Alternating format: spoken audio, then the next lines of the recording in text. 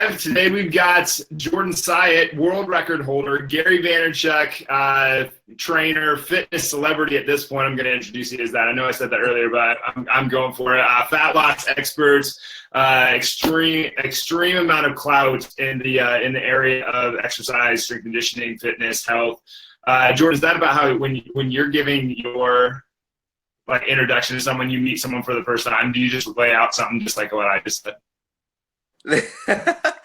That's basically how I did it. Exactly. I leave out the celebrity part of it for sure, but yeah, I figured you did. I think that you're there, man. Like I think the first time I remember seeing you on anything was maybe a Eric Cressy product. You were like you had like a I forget what it was. It was that.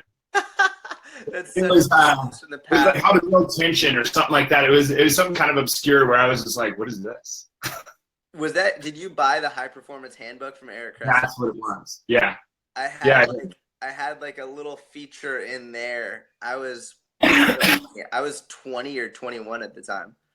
Really? Yeah. That's crazy. He was like, "Can you just write like a brief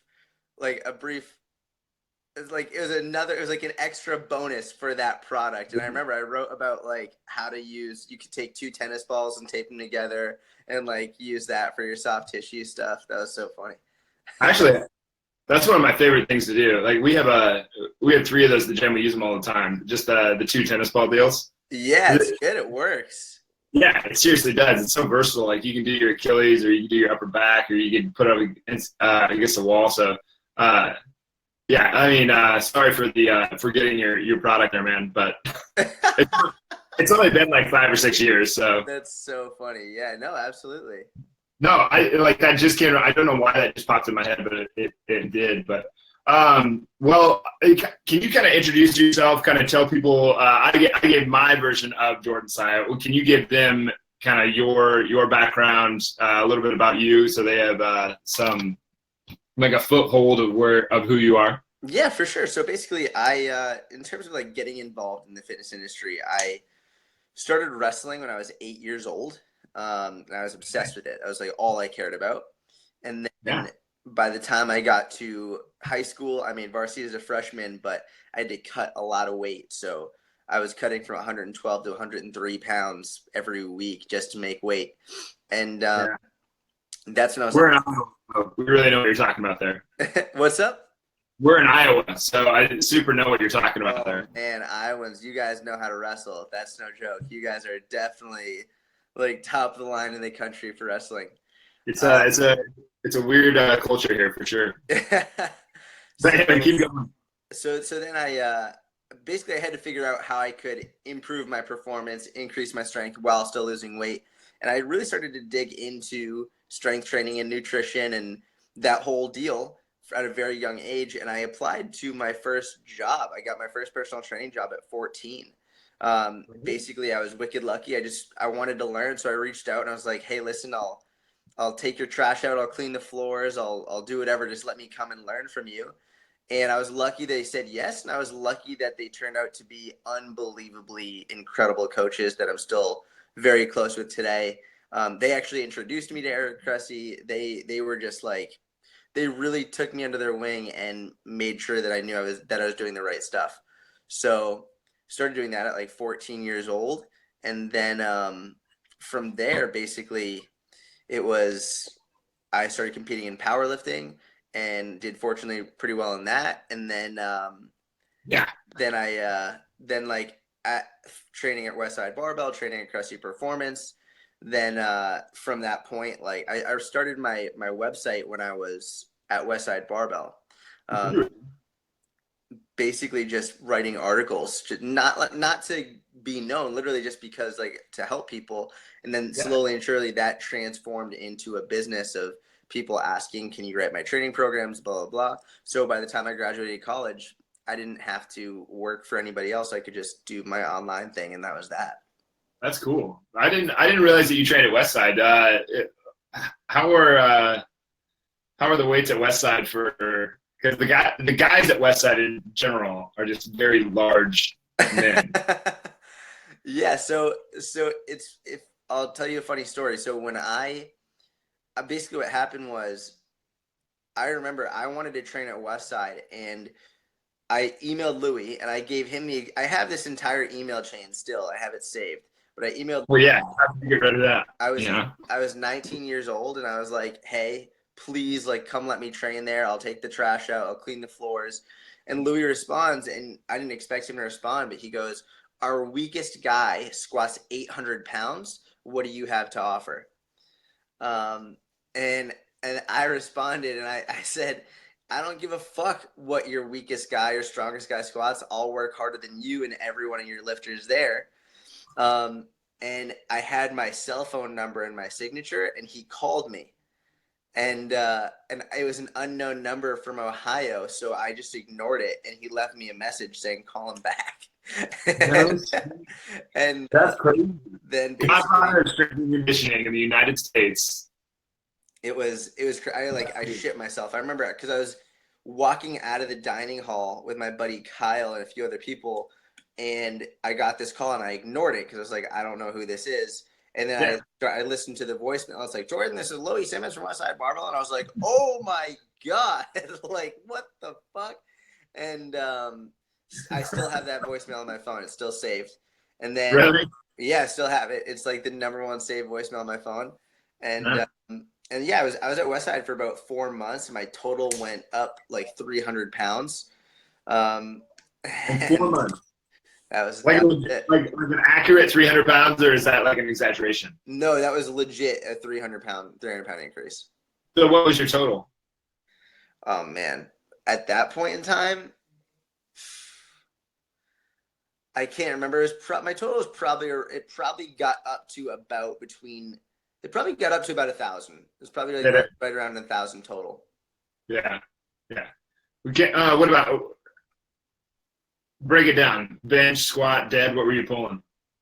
When I went there, or like my ultimate final total?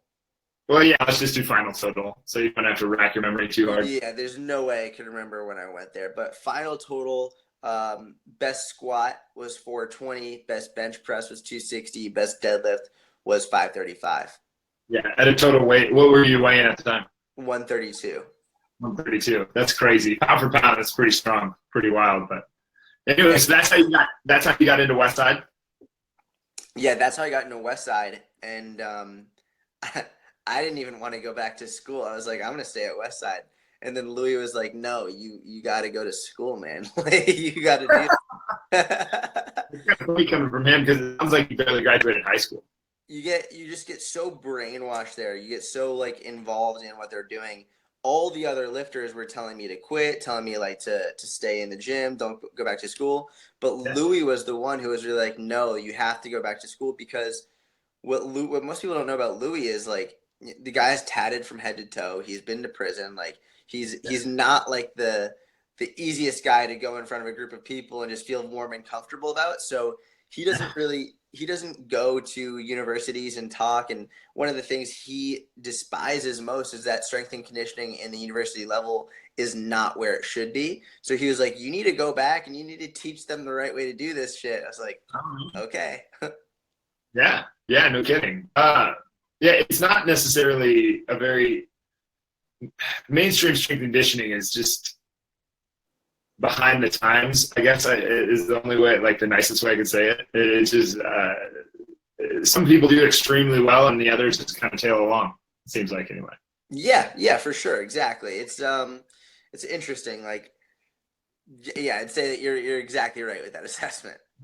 Yeah, and it's not to put them down. I mean, we got stuff to do, but I would imagine that for the little bit of time that I spent in the collegiate world training Division I athletes, there's so much time devoted to recruiting that I think it kind of ends up going by wayside, that you're going to just be able to, I don't know how to explain it, like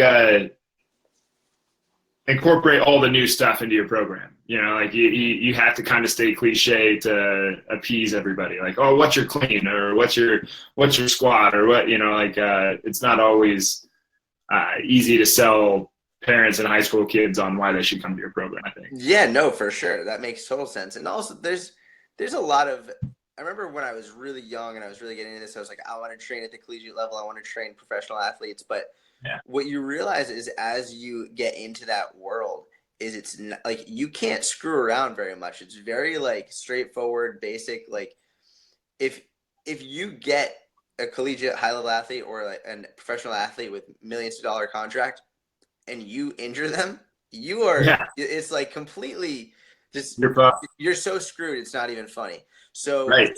it's what I found is it's much more fun and you can do much more with a more of a general population client. Yeah, I completely agree. And like for the most part, the people that I train are, middle-aged males and females, and probably 70 to 80% of them are females. It's there's a complete mentality shift between training someone who has never had a child and someone who has gone through labor and had a child and had to raise that kid to be like all the way through teenagers. Like their work ethic and what they bring to the table outdoes every single Division I player that I ever worked with. Their work ethic, their appreciation, their gratitude, their mentality, their like everything about them is just night and day. So I'm with you. I find it way more fun to train their own pop. 100%. Absolutely. No question about it. I will always, most of my clients are women, and no one works harder than what I found. And like that, the woman who's married, has kids, or like the woman anywhere like between, I would say 26 to 60, they work so hard in the gym. It's unbelievable. Like no one works harder than them. Yeah, and they just go, go, go, go, and it's like, hey, well, like let's take some rest. And they're like, no, let's do more. I'm like, what are you talking about? You just went for like 20 reps on something that I thought you were going to get 4 of, and you want to go again. They do stuff that collegiate athletes would just be wrecked. They would stop. They would complain, but they don't complain. They just keep on going. They do what you tell them to do. Like they just work their ass off. It's amazing. Yeah, it's so impressive. Speaking of which, one of the things that I really like about you, like speaking of like training and stuff like that, is how simplified you make it on your social media stuff. How'd you come up with that stuff? Like this is amazing. You're just like, oh well, I need to write this for a first grader, or what's your strategy? Well, so I've always been of the opinion that a true expert, like the best in a given field, can make the most complicated topic easy to understand for a 6-year-old. That's always been my way of thinking, that if you can make it easy to understand for a 6-year-old, that anybody in the field, like you see all these fitness professionals talking about anterior pelvic tilt and upper cross syndrome, and they like to use really big fancy words, and because they try and impress other coaches, but that's not the people you're supposed to be helping. Like you're trying to help the people who are actually in need of the help, not the people who studied this for a living. So for me, it was number one, understanding that you have to break it down for people in a way that's so easy to understand that a third grader can understand it. And number two is when people try and impress other coaches, they're letting their ego run their actions based on they're saying like, I want to impress another coach, so I'm going to use these big words and try and make this sound really fancy, as opposed to saying, I'm just going to help someone who needs it, and understanding I don't need to try and talk in a way that's going to impress anybody, because I know this basic little picture graph is going to help someone who really needs it. And it works really well.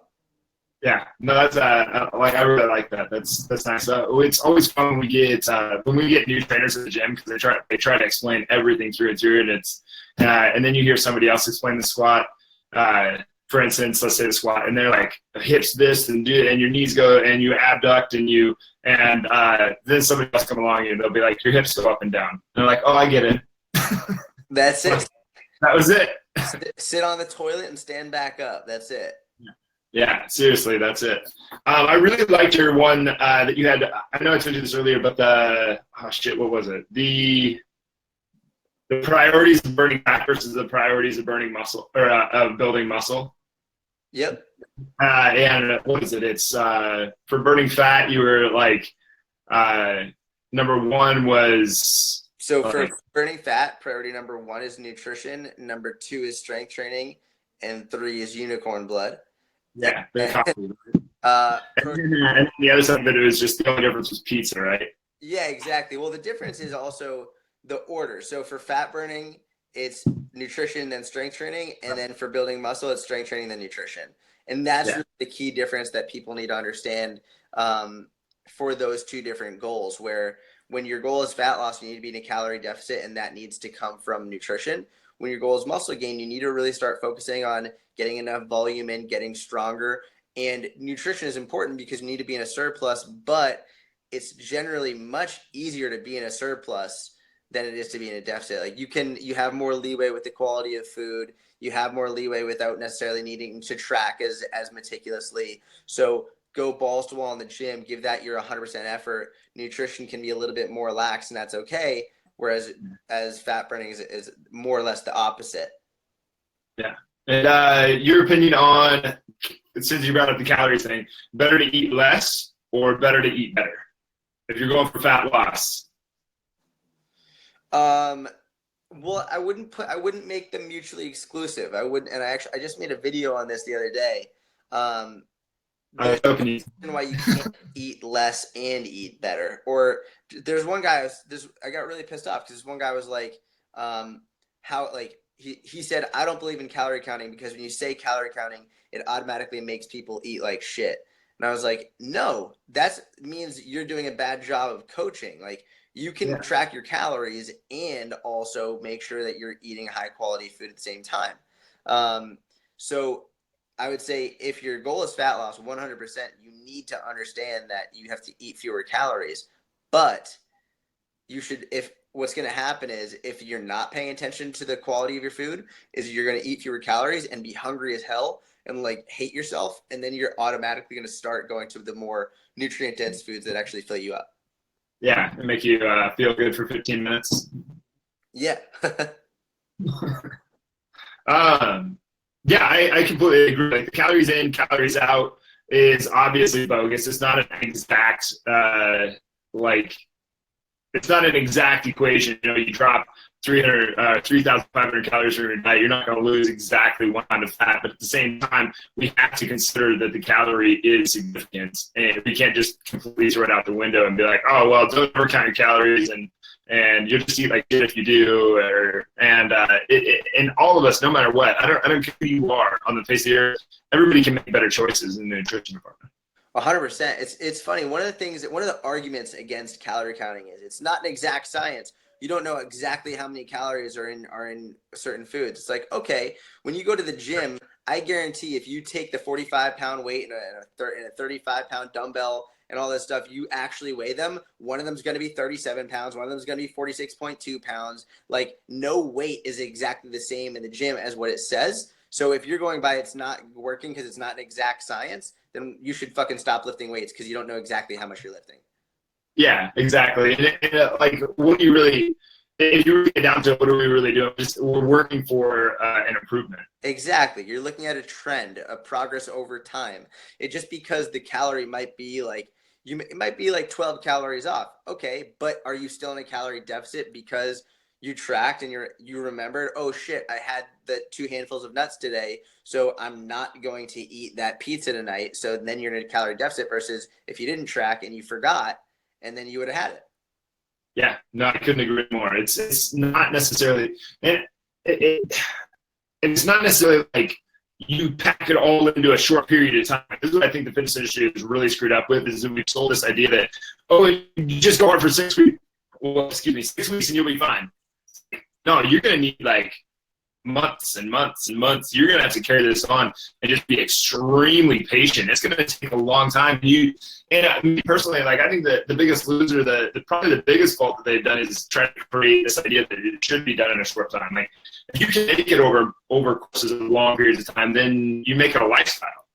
100%. You don't make the extreme thing that it's become. The issue is that so many people are like, they look at the 21-day cleanses or the 14-day fixes or whatever, and they think that is going to be that's all they need. It's like, okay, that's all I need. Or like, maybe it'll just kickstart me. But the issue is when it's done, what do you do? And they're so extreme and so intense, and they see such fast progress that as soon as they go to something more sustainable, they're like, this isn't working. It's like, no, it's working. Your expectations are unrealistic.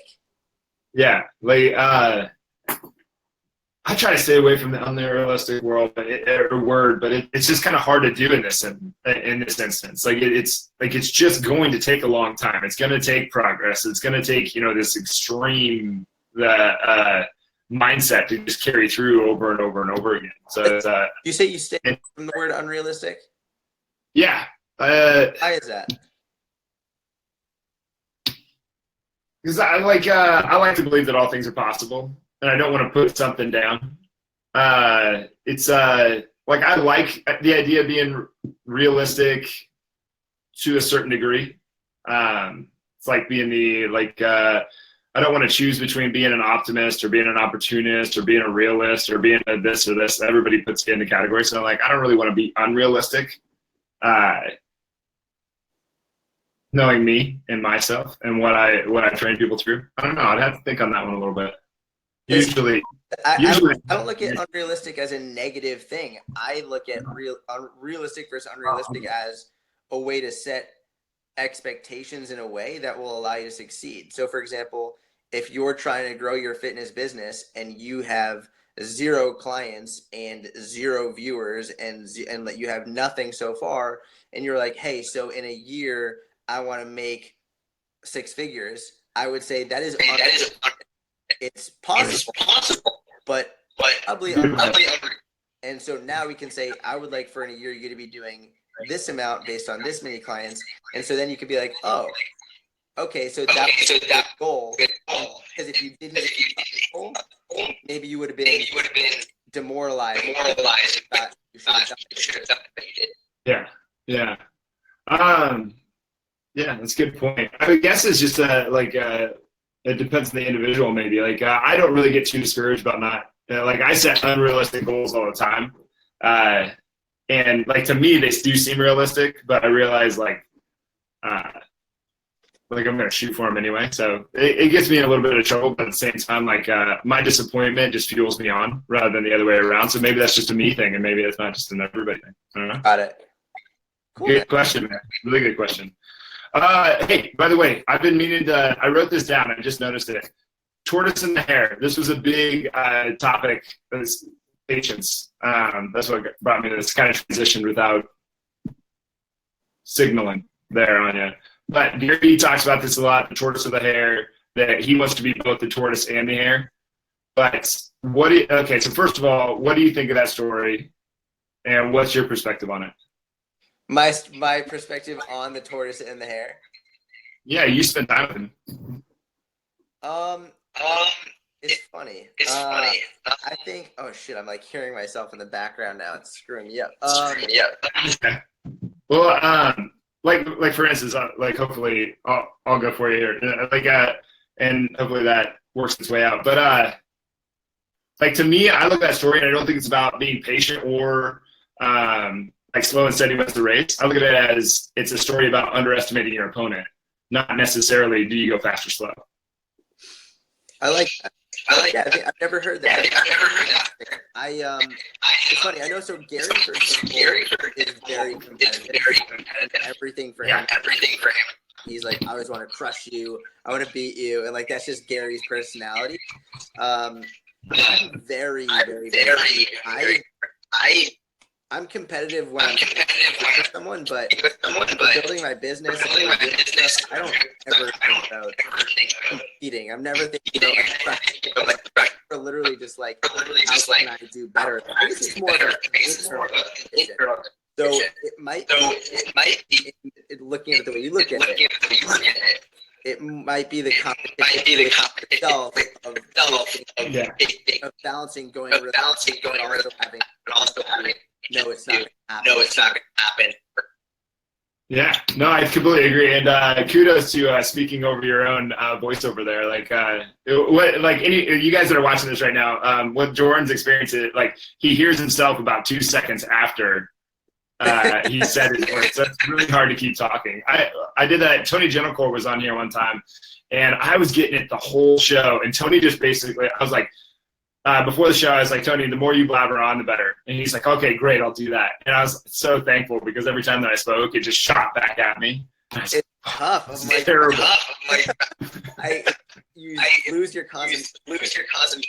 Yeah, because you're just constantly dealing with it. And you have to try to do this, like half of your concentration is going to not hearing yourself, and the other half is going to trying to figure out what you're trying to say. And then somewhere in there, you got to listen. But yeah, no. When I look at the Tortoise and the Hare, like I think that I don't know what Homer was trying to get across when he wrote. I think he was trying to say slow and steady wins the race. But I look at it and I'm like, yeah, I don't think it's about who like it was slow and steady or fast. I think like if I'm gonna choose, I'd much rather the fastest guy wins every single time. You know, like even in long distance races, the fastest person wins every single time. So I think it's more about the rabbit going and taking a nap, underestimating his opponent, and not go ahead and win the race. So when I look at it, I'm like, you just can't ever underestimate someone that if you're in a competition and from the other side, when it's like, well, I can't go fast, you better go fast, or you better do that. I like that a lot.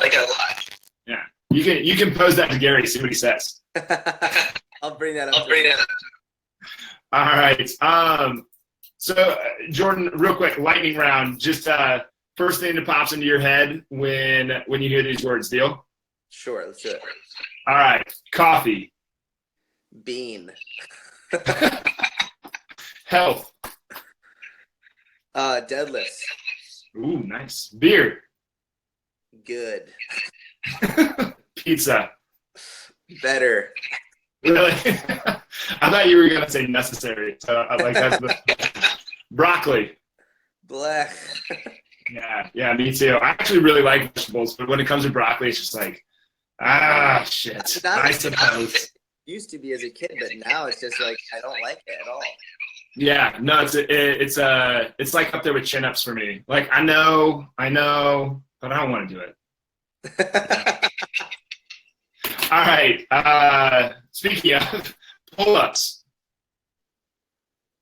strength. Sharks. What was it? Sharks. Scary as fuck. All right, and then last one that I've written down. What's your favorite TV show of all time? Boy Meets World. I don't know why that just pops into my head, but it's probably not my favorite, but that was like a lightning round rapid answer. But wow, I haven't thought about that show in years, but we'll go with that. Why not? My mom used to call it the Topanga Show. Yeah, I never really watched that. Rachel talks about it all the time. That's my significant other.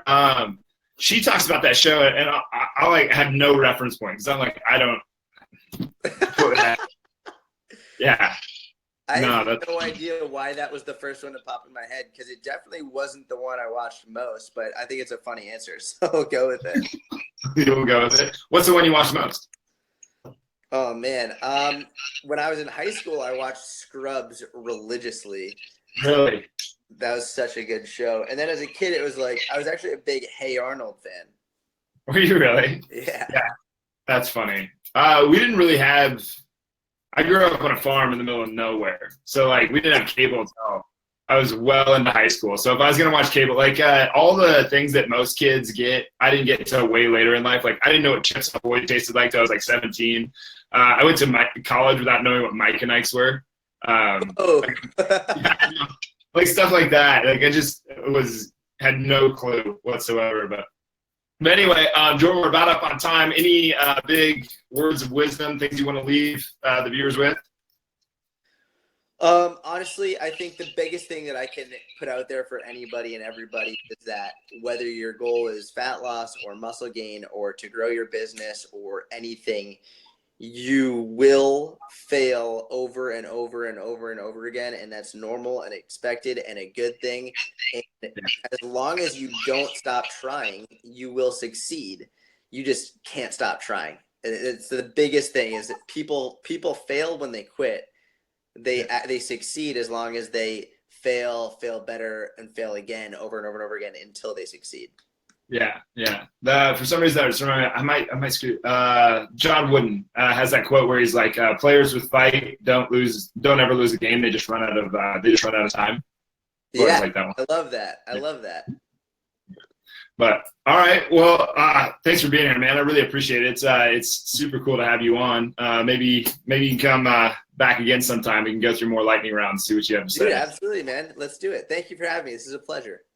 Yeah, I really appreciate it, man. And we'll see you soon. Have a good one, man. Yeah, later.